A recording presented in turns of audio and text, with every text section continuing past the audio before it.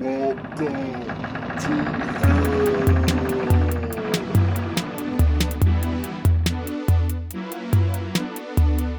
There is no escape. There is no escape.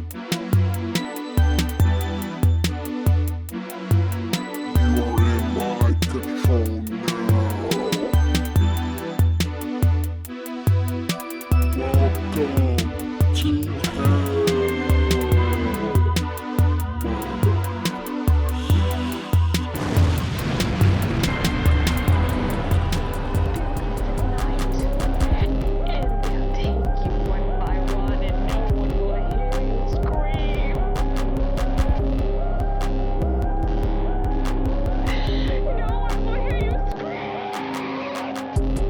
Welcome to hell, everybody. Welcome to Hell Team Doom to another episode of Let's Talk About Horror, the horror podcast where your nightmares and reality meet. And I am back. Your boy is back. Yes, he is. So shouts out to everybody that listens to me. Shouts out to Algorithm C for providing the beats to the show. Shout outs to Callie the Wolf who provides the beats to the show too. And of course, if you guys still want to fuck with your boy, you know, those social media plugs are Walter Doom1 on Twitter, Walter Doom on Instagram, Walter Doom on everything that involves streaming, and the Walter Doom on TikTok. I'm starting to become a little more active. So yeah, we are in December, you guys. I mean, damn, where has all the time gone? I mean, your boy's been kind of quiet in November for a bit. I mean, I gotta tell you guys, life does really kick in. It really does kick your ass. Honestly. So yeah, your boy's been gone for a minute, but your boy's been gone for too long, but I'm back, you know, 6 summer strong, you know. But yeah, if you guys follow me on Instagram, you guys would have saw I had quite a bit of a busy life schedule, what have you, you know, real life things get in the way sometimes. Things with family, friends, or just work. Honestly, we all know what that's like. But your boy is back, doing what he loves, back here for you guys, Team Doom, and we about to get into it. Yes, that didn't even feel natural. Hey, what do you think about that one, Producer Doom? Okay. But anyway, so we are back. And I'm going to go ahead and start talking about the Chucky series because that show is so amazing. Oh my God. If you guys have not watched the Chucky series, you guys need to watch it right away. And you know what I love right now is that it's on Peacock. And I mean, I'm pretty sure a lot of us who own Peacock right now, you know, we kind of almost regret getting it. Well, actually, I don't. I really don't regret getting Peacock because I watch WWE. And, I mean, it has some of the best horror classic movies on there that you really won't even find anywhere else. I mean, you won't find The Bride of Frankenstein, Creature of the Blue Lagoon, Black Lagoon. I always fuck that title up. I don't know why I always fuck that title up. But you will find that movie on there too. I mean, I think they took it off, but it was on there for the Halloween month. Unfortunately, I missed it before I got to watch it. And I really do feel like, well, Peacock is a lot better than fucking Paramount. Paramount is so trash. I don't know. I think we should regret having the Paramount app. If you guys have that Paramount app, I have it and I'm regretting every minute of it because I'm like, I don't use that shit for anything. Why am I watching this? Why do I have this? Why am I paying for this? Oh my God. I saw a meme that was so interesting the other day. It was kind of funny, really. It was like Captain Planet and the Planeteers. Now, if you guys ever watched Captain Planet, I used to watch that as a kid, by the way. But for you young people who listen to the podcast, because I see y'all out there. I see you guys out there. You know, fuck with your boy and all that. Keep rocking with me. But for the young people that are unfamiliar with Captain Planet is literally like this superhero entity that is pretty much conjured up by these kids called the Planeteers. The Planeteers conjure up this dude by bringing their rings together. So somehow I forget how they get their rings. somehow they got rings to kind of conjure up this guy. So they're kind of like all the elements of the planet because Captain Planet is supposed to be like this whole tree hugger, environmentalist that goes against everything that's bad, like trash and shit like that. So, like, the Planeteers, they have different rings. One is like earth, water, fire. So, this meme, what it was literally the Captain Planet and the Planeteers. And what was on it was Hulu, Netflix, Disney Plus, Amazon. And when Captain Planet came together, he was like, with the powers combined, I am just as expensive as cable. And it's true. It's honestly true. How many of you guys could say you got several streaming services or subscription services? And that's including like Spotify too. We're not just talking about like movie subscriptions. We're talking about like all of the subscriptions. It's literally like as much as cable.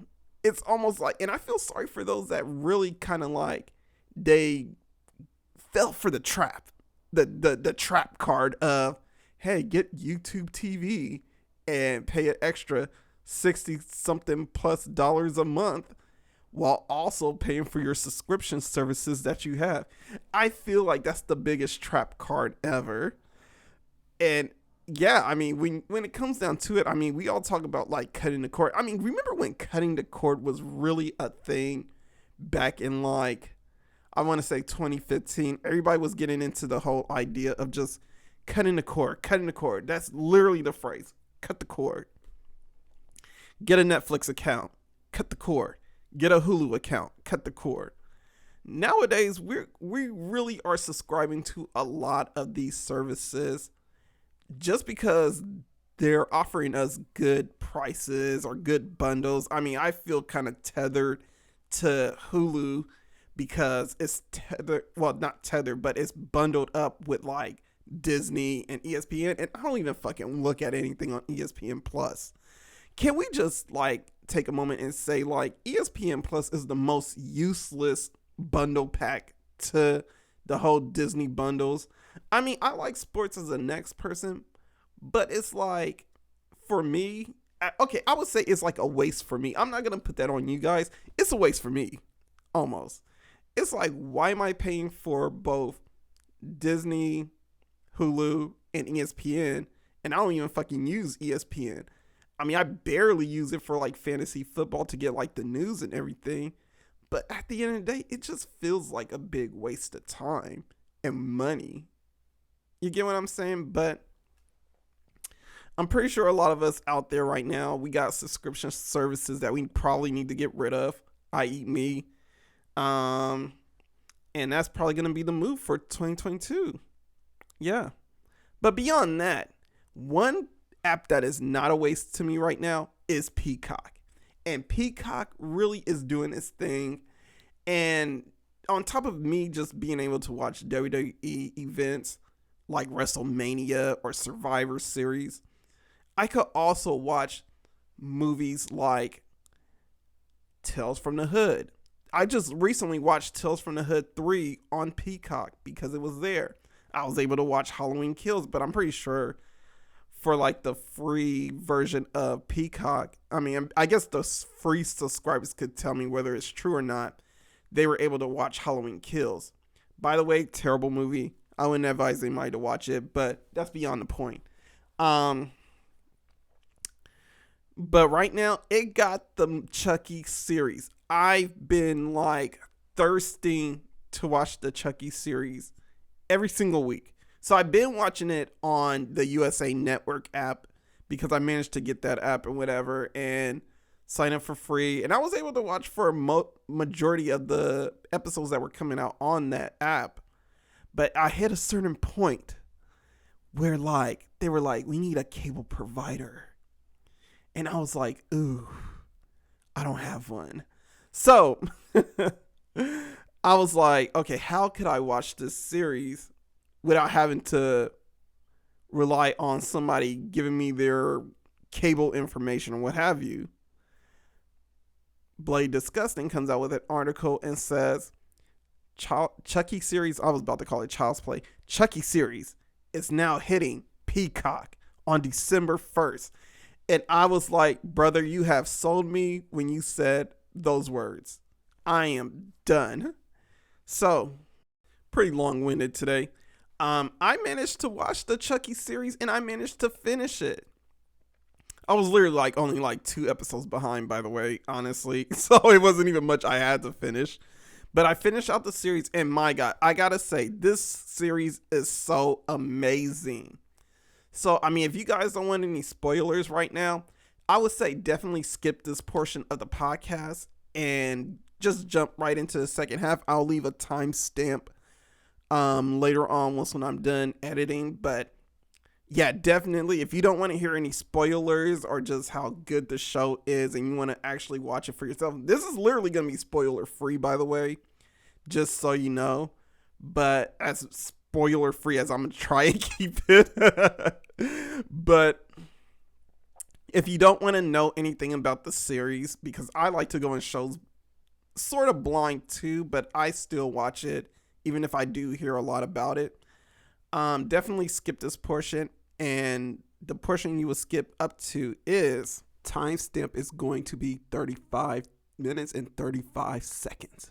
All right, now that we got that out of the way, let's talk about the Chucky series, bro. So I'm going to break it down into 3 categories: things that I like, things I dislike, and unforgettable moments. Because there was definitely an unforgettable moment that I have to include, and it wouldn't be Walter Doom if I didn't mention this, honestly. But anyway, going into what I like. So I do like the fact that they continue the story from Cult. As you guys realize, in the Cult of Chucky, we leave off with Andy getting stuck into the mental institution that Chucky found Nika in. Chucky possessed Nika. Now he's in her body. She could walk again. She's running with Tiffany and another doll that's with Tiffany and everything like that.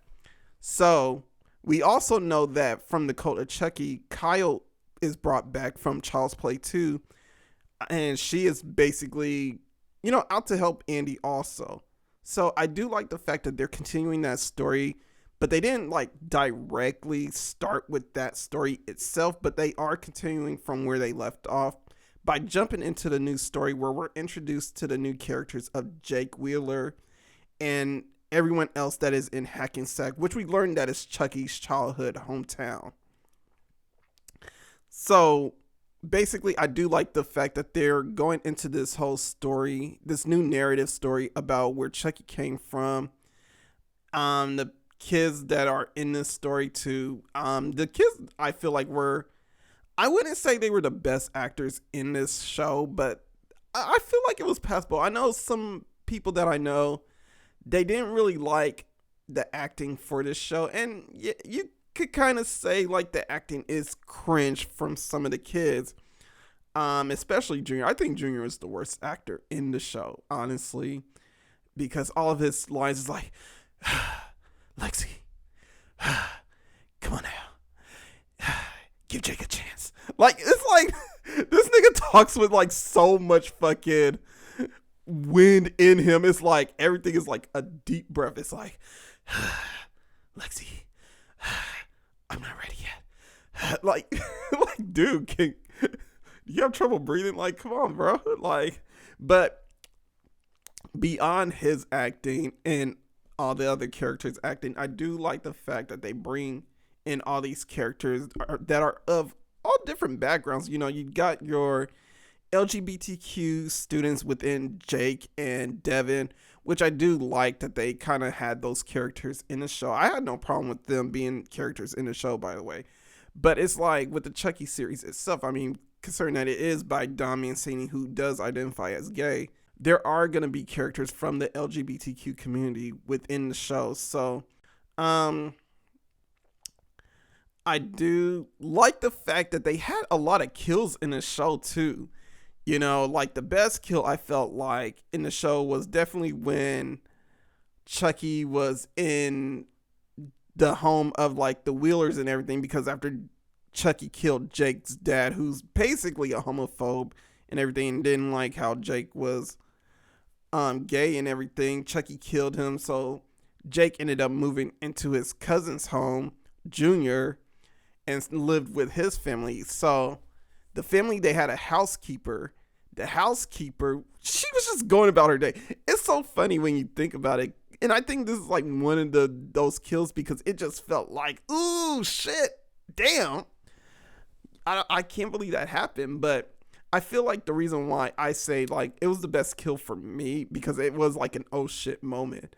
The housekeeper, she's just doing her thing. She's just going about her regular day. She's not even thinking about like, oh, well, I'm going into work today. I'm going to get killed by a possessed killer doll, But, here comes Chucky, and Chucky's a huge dick. I mean, honestly, you really see how much of a dick Chucky really is as this season progresses, Each episode, you get more and more of a reason why Chucky is a dick. But he killed that housekeeper like no other business. Like, he pushed her ass into the dishwasher where there was knives set out to dry. And honestly, I'm thinking to myself, who the fuck does, I mean, I don't have a dishwasher, but honestly, so I'm not too familiar with like how people have their knives set out if they do have it in the dishwashing. But I'm just like, who the fuck leaves their knives face up? like how are you pulling? Are you literally grabbing these knives from the side and just pulling them out? Like, you don't put them face down. Like, for me, I wash dishes. We have a little dish rack, and usually the knives, they're face up, but it's like usually it's like face up in like a way that in a way where no one could really hurt themselves, I gotta say. Like, we're staying away from trying to hurt ourselves or cut ourselves. But these motherfuckers got a dishwasher where you have to bend down to get to these motherfuckers, and they are face up. Like, who the fuck leaves that shit face up? But of course, the housekeeper, I was about to call her the babysitter, but the housekeeper definitely left that shit faced up, and that's how her bitch ass got killed. That was a nice ass kill. Now, there was a heartbreaking kill, and of course, like in most horror movies, I mean, if they build enough character development and you get connected to the characters, you do find a death in a movie kind of heartbreaking. One thing I gotta say is the one death that I found heartbreaking on the show was Bree. Bree's death was definitely something that just make you go, oh, damn, that was a fucked up death, And the way she got killed, well, first off, let's build the scene. For those of us that already seen the show, we know that Bree throughout the season has a secret. We don't know what that secret is until later on in the show. When we do learn about it, we're just like, oh, damn, that's what that is? I thought it was one thing, but it ends up being another thing.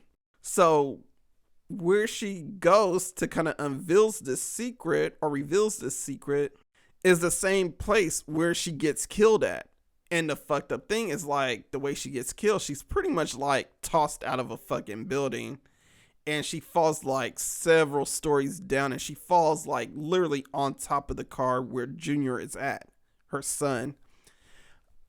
And I felt like that was the most heartbreaking scene to see, or the heartbreaking death to see, also because it was just like you learn about Bree's secret and you kind of feel some type of way for it, and to see that, it's just like, fuck. And yeah, I mean, I felt like that was one of the most heartbreaking scenes, but there's also another heartbreaking scene that happens. Another heartbreaking death is definitely to Detective Kim Evans. And the way she gets killed, it's like almost comical, but it's like also when you realize that she's dead, it's like, fuck, why did they kill her?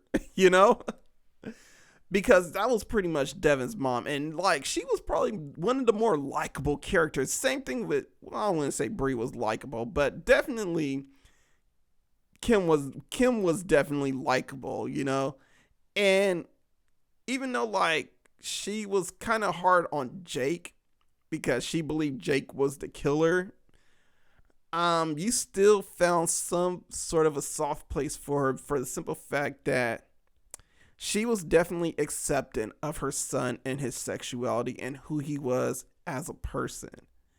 And that's all like any kid that is dealing with like the confliction of coming to terms with their own sexuality. That's all they ever want. All they want is their parents to be supportive and understand. And to have like Devin's mom, who was actually more supportive than Jake's dad, it was heartbreaking to see her die, honestly.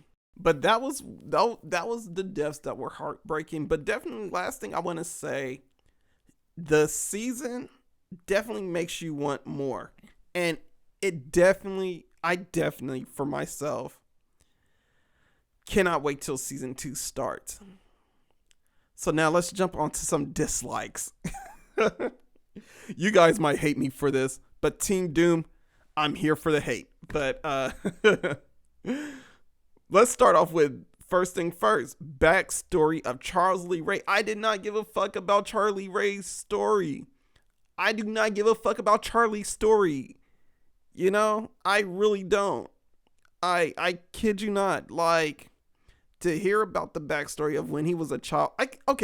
I'll give him the fact that the backstory of where he was as a child does play out a significant role in the show in the end.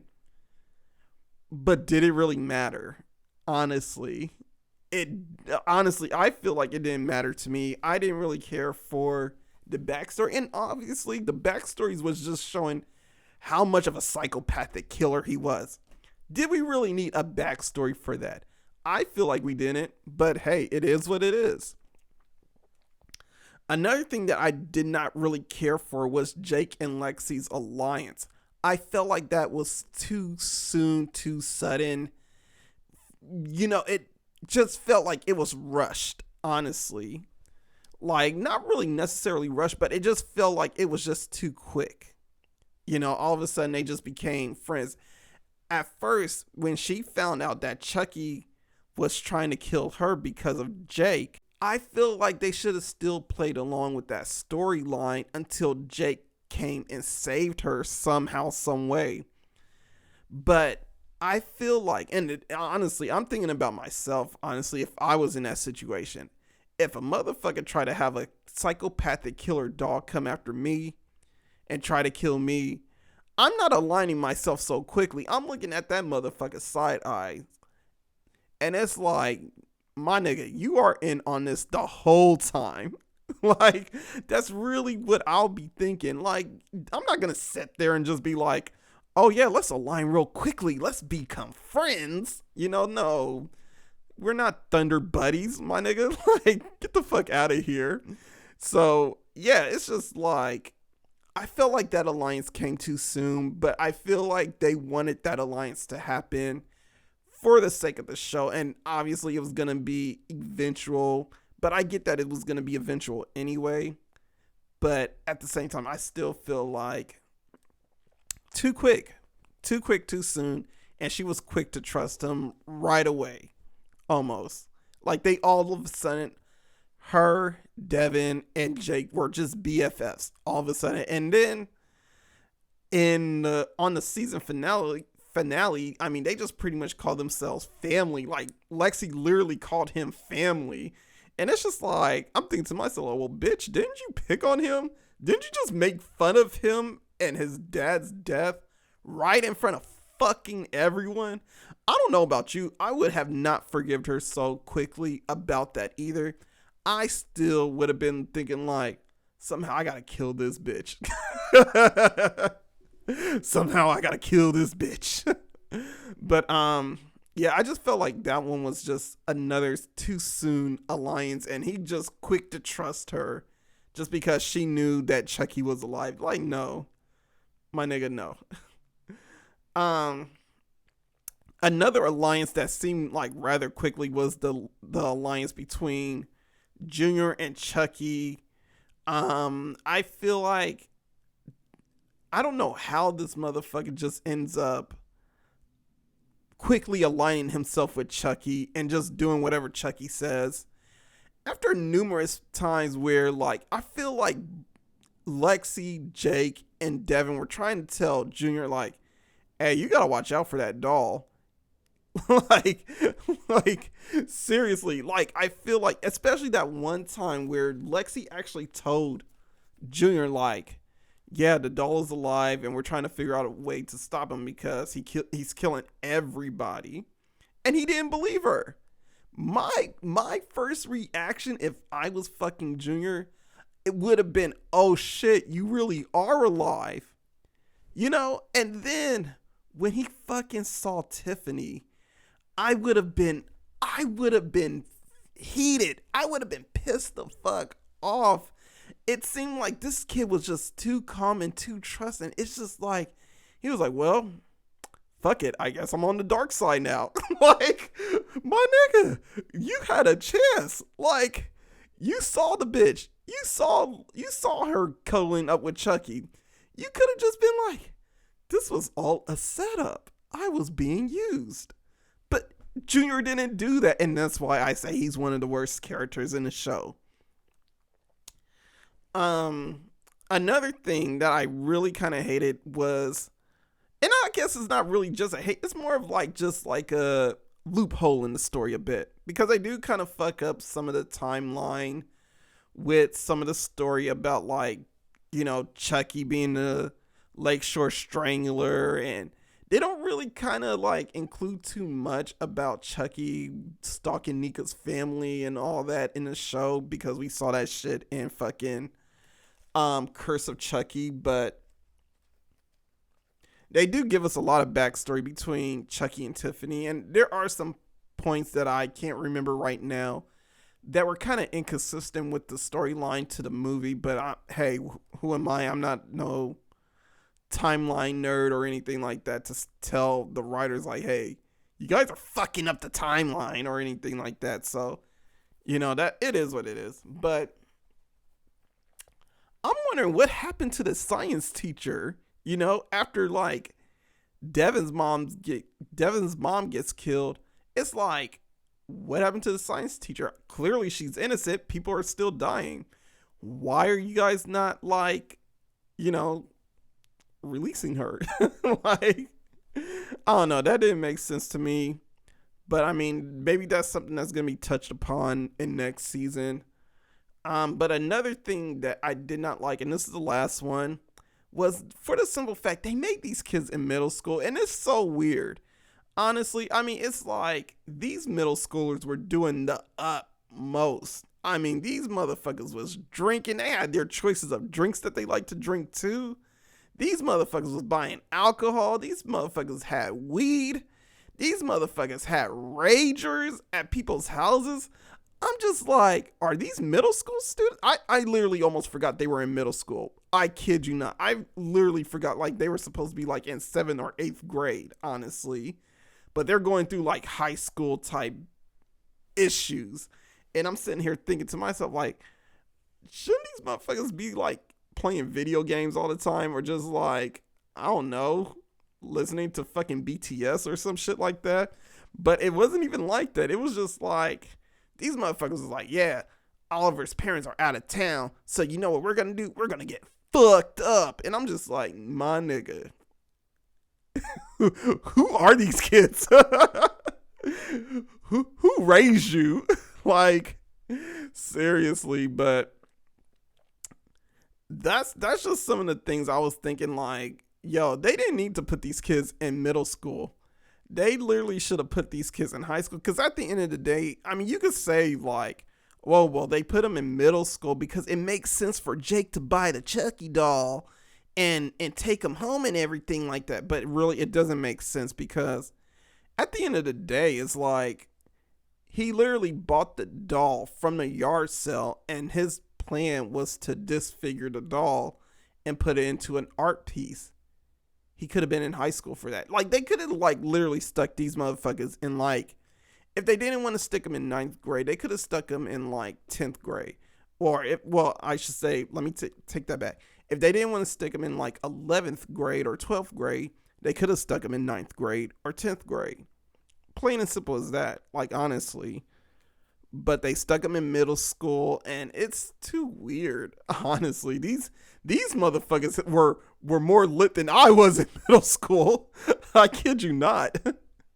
I mean, damn. I mean, I know there's like middle schoolers out there that get lit and kind of party like they do in Chucky. But it's like, is it really that many?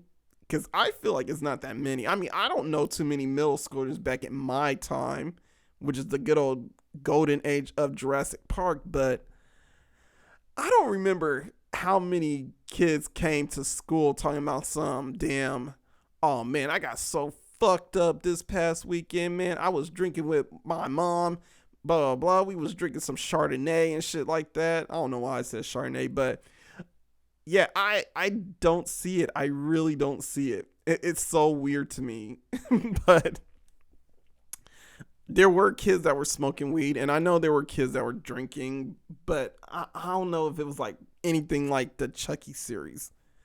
You know, it was maybe like, I feel like it was probably like, if we had to talk about some realistic shit, it was probably like maybe like those 2 or 3 kids in middle school in each grade level. Maybe it grew even more as you get older, you know, that just was like, yeah, I just snuck into my mom's liquor cabinet and just tried some fucking Cavassier and all that. You know, or some hypnotic and shit like that. But yeah, it was too weird. I don't know, they could have aged up the characters in that show. Now let's talk about some unforgettable moments. Now obviously, y'all know me, Walter Doom. You know, I'm a man of love and everything like that. You know what I'm saying? You know, I mean, my queen Gigi Saul Guerrero. You know, if she out there listening to this, you know, hey queen, I see you out there. You know. Do some things with her, but let me stop. But I gotta say, one unforgettable scene, and if y'all know where I'm going with this, that scene with Nika.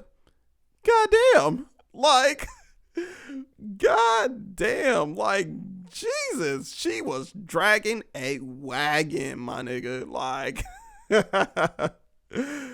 she was dragging a wagon. And oh my God. I swear, I felt like I was watching that scene over and over again.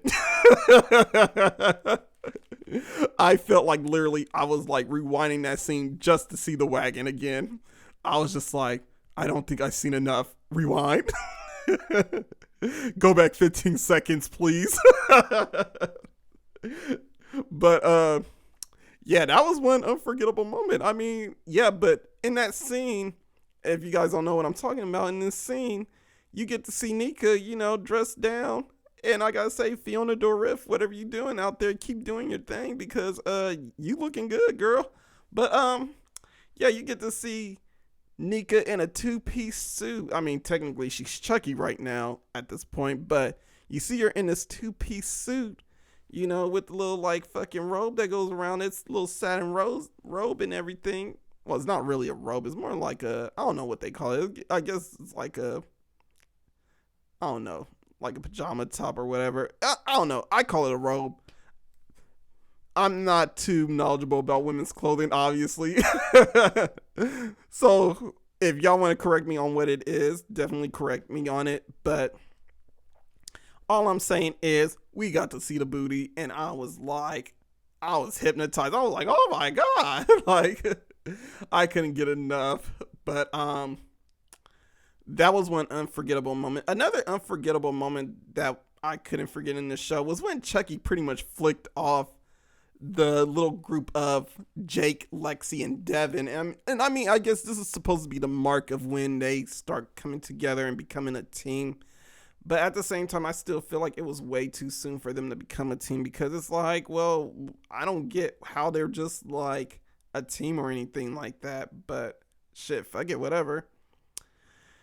Another unforgettable scene, which I am glad they managed to keep Andy and Kyle in the series and bring them on board. And this is what goes back to what I say that I like about the show, is that they brought them in.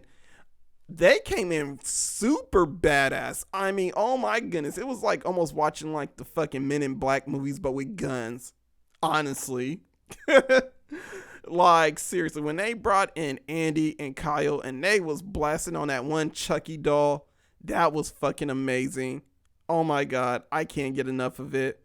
But yeah, that's the Chucky series, everybody. So right now, we are about to go ahead and take a break real quick. So like you shouldn't say in a scary movie, I'll be right back.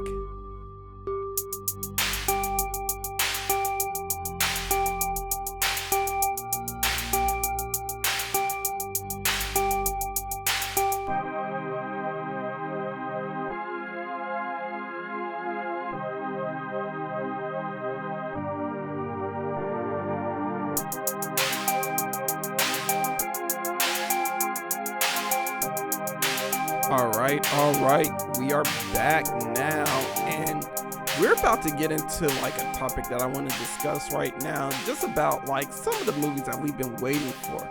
So as you guys know, there are some movies that came out this year that were supposed to come out last year. And I gotta say, I mean, based on the collection of movies that I've watched,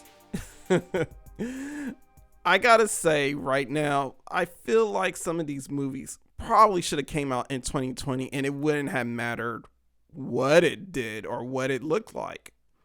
Because right now, I gotta say right now, the movies that came out in 2021 that were supposed to come out in 2020 are mid.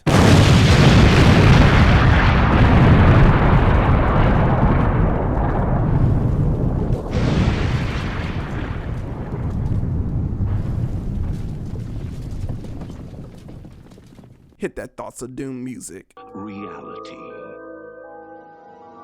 Unseen by most, a place that is just as real, but not as brightly lit. A dark side.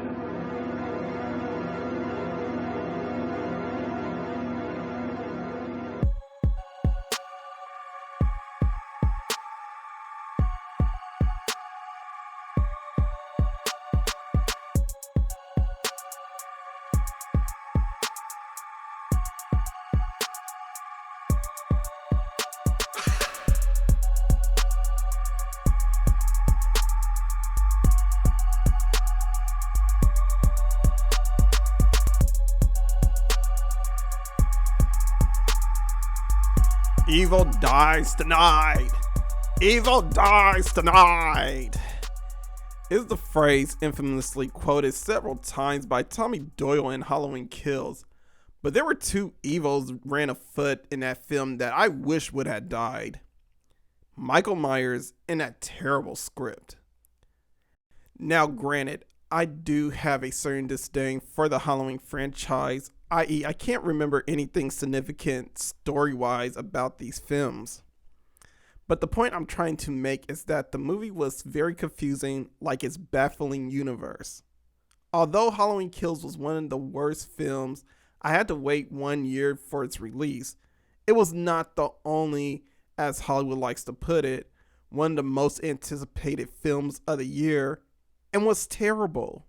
There were a host of other films that were just either okay or straight up terrible, and I am going to explore these films. So before I begin, I would like to express that my opinions expressed on this podcast are my own, and that you are entitled to your own opinion as well. My opinions are not the end all opinions, and are not a reflection on what your thoughts are about these certain films I'm going to mention. Now with that out the way, let's start with the film Spiral from the Book of Saw. A movie that was rebooted, executive produced, and starred by actor-comedian Chris Rock. When I first heard about this film in production, my initial response was excitement because, as you all may or may not be aware, I am a Saw fan. I became an instant fan from the first film, and it's probably why I'm in love with horror in the first place. It also may be the reason why I wanted to start my horror movie collection, dress up more for Halloween, and start this podcast. But then I became hesitant because Chris Rock was taking the helm of rebooting this series.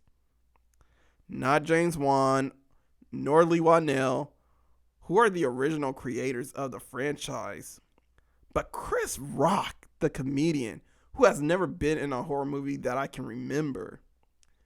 But I gave the movie a chance. If Jordan Peele can transition from comedy to horror, why not Chris Rock? Those were the thoughts I gave myself as I await the 2020 release of this film. Fast forward to January, February 2020, and I was an eager Doom at the time because Candyman, Halloween Kills, the Conjuring series, and Spiral have been announced, and some with official dates. I was ecstatic until March when the pandemic became worse and the world was on lockdown. Because of the lockdowns, as we all know, the majority of the films that were aforementioned were pushed back to this year.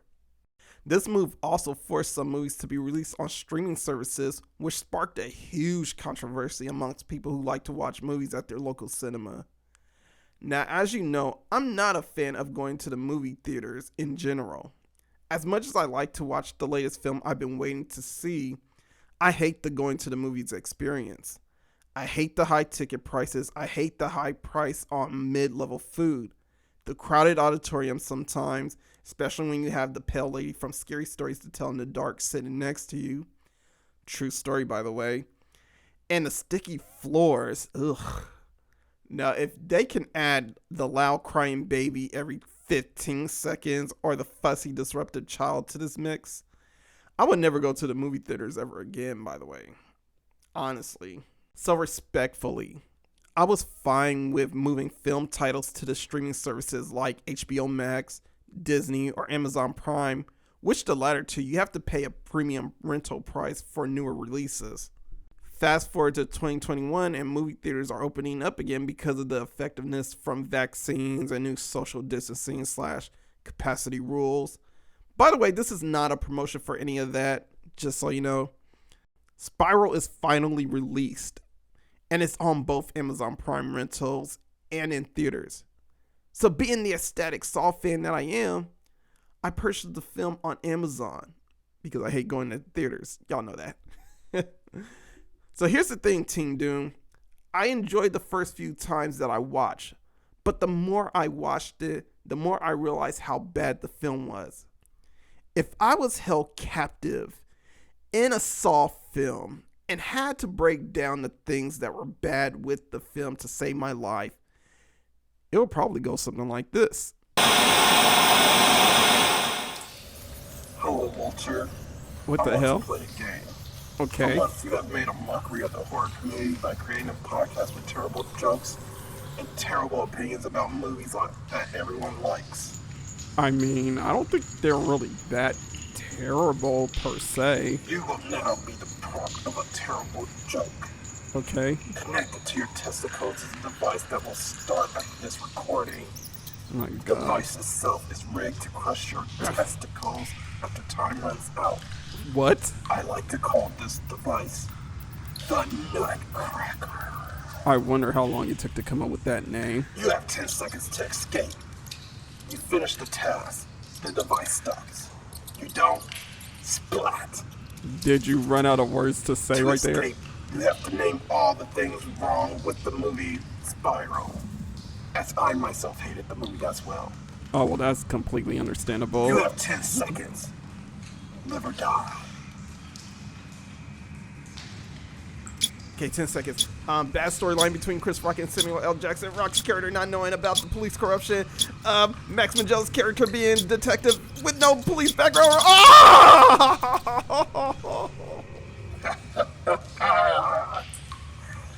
Oh my god, you had so much to go. You forgot about the... How did they know Samuel L. Jackson's character was behind all this? Oh my god. But either way, time's up. Game over. although enjoyable to watch, Spiral had its share of awful script choices and production, just like this podcast script, by the way. From the questionable timeline and age of Detective Shank's rise from low-level cop to detective.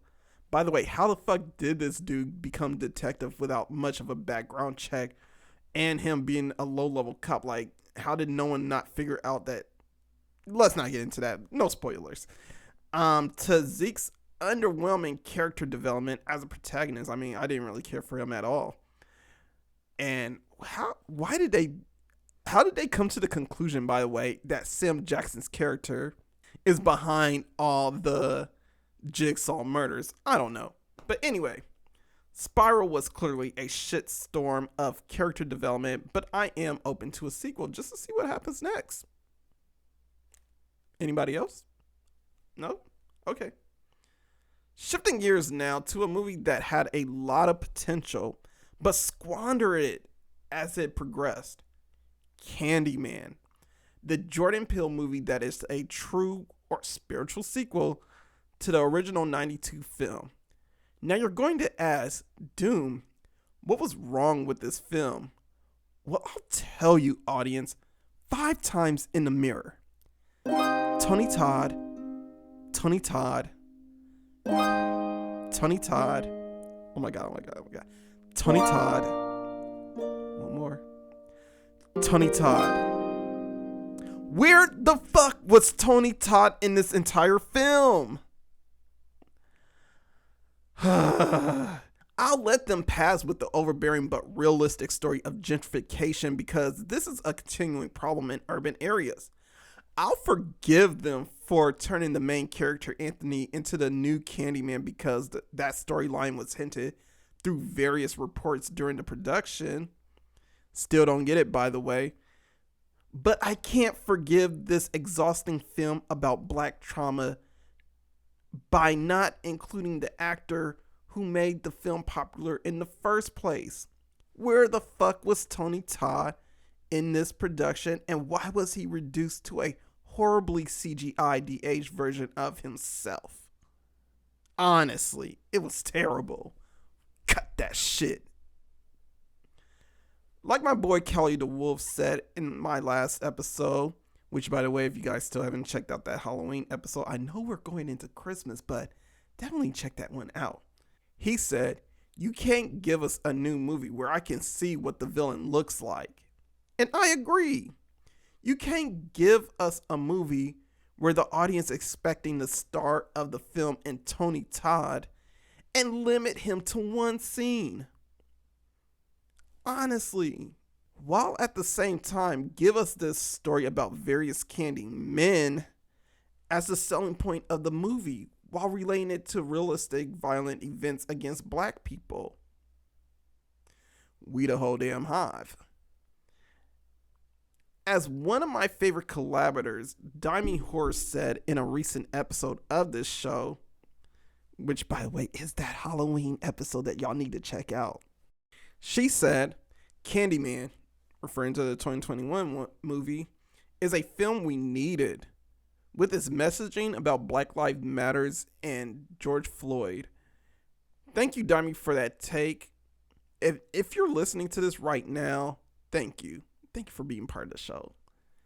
And also, if you guys haven't followed her yet, what are you doing? Go follow her. Black Girls Love Horror 2 on Instagram and Twitter. Go do that. Do that shit. But Dimey is right. It is a movie we definitely needed, especially in 2020 when tensions about racial treatment towards black people by the police was at a boiling point after a video surfaced of a police officer putting his knee on the neck of an alleged counterfeit thief in Big Floyd. So I don't blame Nia DaCosta and Jordan Peele wanting to express their feelings in this film. My thoughts? The message gets buried with the other overbearing issues of systematic racism and gentrification. Heavy topics that could have been expanded in sequels, by the way. Also, let's add the fact that the movie did go through a reshoot and restructure where originally Virginia Madsen's character Helen Lyles was going to be reimagined in the underwhelming sequel. but yet it was abandoned for this. Let's hope Nope isn't as convoluted like Candyman. Let's pray. Let's pray on that. Lastly, let's bring it back to Halloween Kills, the evil that inspired this soliloquy. Like I mentioned earlier, I don't really care for the Halloween franchise in general. I can't recall anything I've seen from most of the movies. I can't remember whether I watched Halloween H2O or Resurrection. I just remember a scene with Busta Rhymes fighting Michael Myers, and that's it. I've seen Halloween 4 and don't really remember what happened in the movie except Michael Myers chasing a baby for some reason. I don't know. And personally, the original 1978 movie and the 2018 reboot sequel were very mid to me. Cue the booze.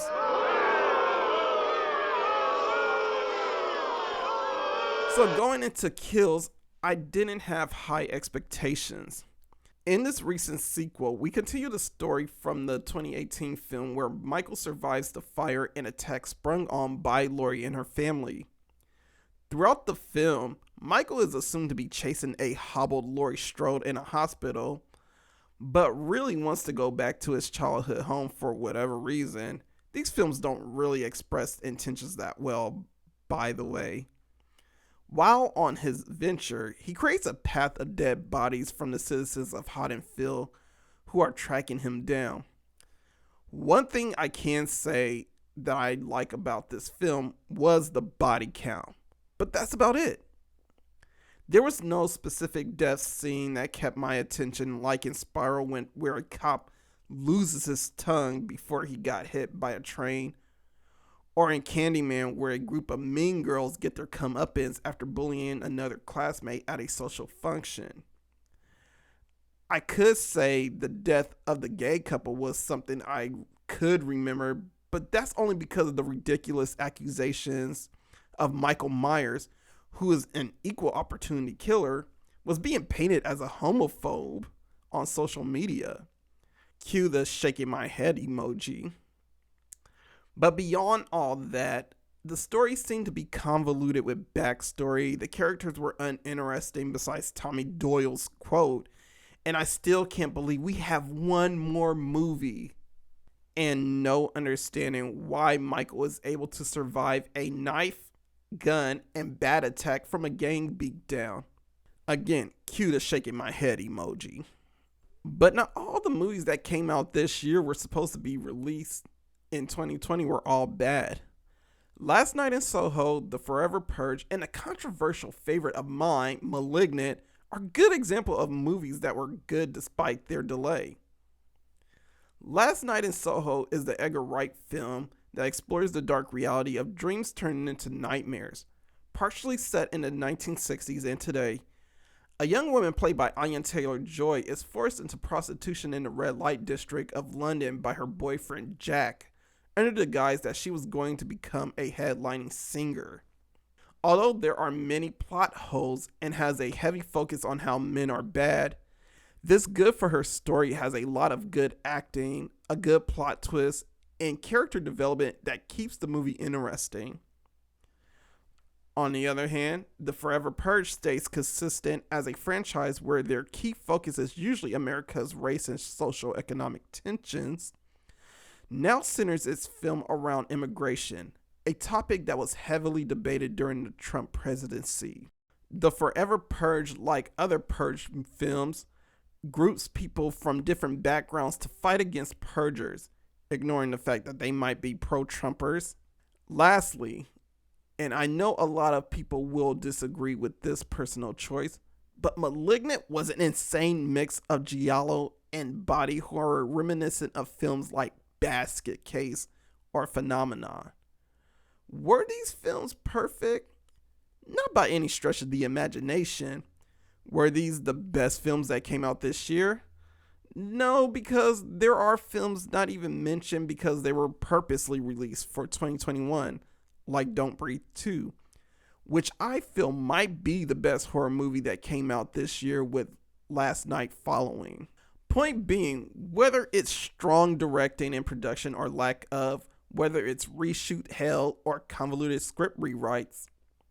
A lot of these films had no excuse to be as underwhelming as they were. Makes me wonder what the original script shoot was going to be for some of these films. Maybe my expectations were set too high for these franchises, but at the same time, when you hear that your favorite movie or favorite movie franchise that you were looking forward to seeing in 2020 is going to be pushed back its release for a bit of a tightening up so it has a really good 2021 release, you're hoping for a really amazing project. Since we are now in December and the year is coming to an end and 2022 horror movies are on the horizon, let's hope movies like Scream 5 are halfway decent.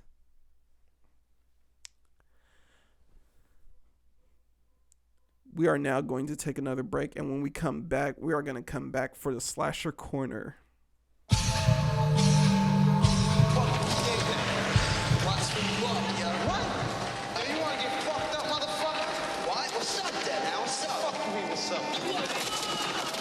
Now get my way, bitch.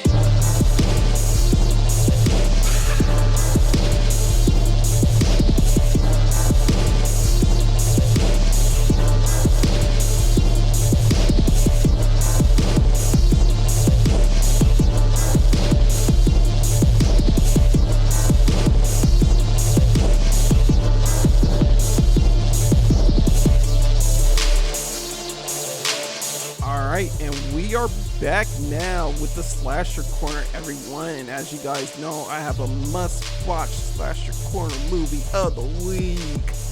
And as you guys know, we are now in December, so you know it's the time of Christmas. Jolly old Saint Nick with his fat ass. But anyway, for this week's Slasher Corner movie of the week will be Gremlins, and you can catch that on HBO Max. I mean, what else can I say? I mean, it's a Christmas film, Christmas horror. You know, something fun for the family. So I'm going to keep it very light-hearted this week. You know, and I will catch you guys following week, honestly, because now we are about to be on an every other week schedule. Yeah, I mentioned this before, but now we are taking that in full effect now. I will catch you guys following week, honestly. Hopefully I won't be gone too long. If I'm gone too long, don't worry, I'll be back soon. But anyway, that will be today's episode of the podcast of Let's Talk About Horror. I am your host again, Walter Doom. If you guys want to follow me, those social medias are again Walter Doom 1 on Twitter, Walter Doom on Instagram, Walter Doom where everything else is streaming, and the Walter Doom on TikTok. And again, I got to give a shout out to all of you that listen to me all the way to the end. You guys are the real MVP, Team Doom. Also, shout out to my boys, Algorithm C and Callie the Wolf. I will catch you guys next time on the podcast. This is America. Don't let them catch you slipping now. Stay diabolical, people. Have a safe week, honestly, or a safe couple of weeks. Peace.